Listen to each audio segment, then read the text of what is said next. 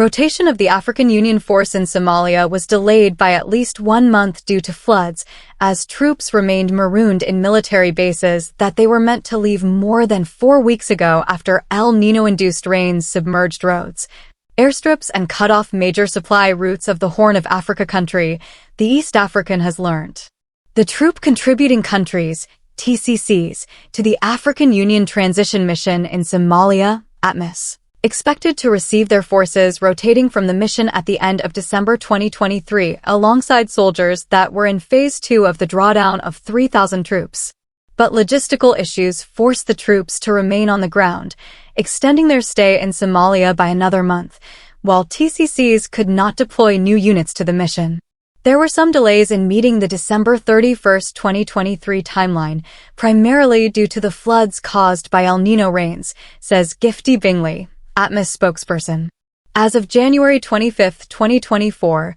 Phase 2 is complete with 7 forward operating bases, FBs, successfully handed over and 2 collapsed. The successful completion of this drawdown phase, notwithstanding significant challenges, including the El Niño, is a testament to the will of the federal government of Somalia to an orderly transition, said Dr. Alhaji Sarjo Ba, Director of the Conflict Management Directorate at AU, at the FB's handover ceremony in Mogadishu on January 29. While the floods caused an operational headache for the peacekeepers, the tripartite partners, ATMIS, the federal government of Somalia, and the United Nations Support Office in Somalia, UNSOS, also turned to battling a floods-induced humanitarian crisis impacting the locals while working to meet the transition timelines. Michael Dorn, the UNSOS Deputy Chief of Service Delivery, said that the floods hit Sectors 3, 4, and 5 of ATMIS, areas under the control of Ethiopian, Djiboutian, and Burundi contingents respectively, affecting 1.17 million and displacing 334,800 people as of last week. This made an already stretched military operation against al-Shabaab due to fewer numbers of ATMIS troops more complex as forces now have to support humanitarian operations in the Horn of Africa country, in places like Baidoa, Beledweyne, Jowar, parts of Kismayo, and northeast areas. Moreover, throughout most of the month of December, support operations could not deliver crucial supplies to ATMIS forces, whose FBs were rendered become hard to reach by the floods, leaving troops insecure and also facing acute shortages, Dorn said. In UNSO's assessment, the drawdown of ATMIS is limiting field missions and hampering the food security cluster partners in the ongoing flood response, for example in Kismayo. Due to insecurity and high access constraints, the UN support mission says there is limited information on some of the isolated evacuation camps in West Beledweyne area of Farmajibli,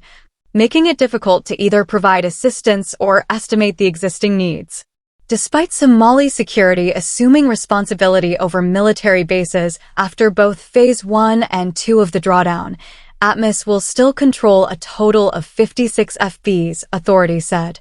with a significant number of these expected to be taken over by Somali forces when 4,000 troops leave the mission in the 3rd phase of drawdown by June 2024. The rotation, the last for ATMIS before the UN-mandated force draws a curtain on its mission this year, coincided with the departure from Somalia of 3,000 troops that had been delayed after the Horn of Africa country requested a technical pause to plug a security vacuum. This meant the force and TCCs were withdrawing bigger numbers while deploying fewer troops due to the left by those drawn down, a scenario that calls for more vigilance for the incoming forces, according to Force Commander Lt Gen Sam Okiding. You have come in when ATMIS is drawing down its troop numbers, and that calls on you to be even more vigilant and alert for any possible attempts by the al-Shabaab, said Lieutenant Gen Okiding on January 23.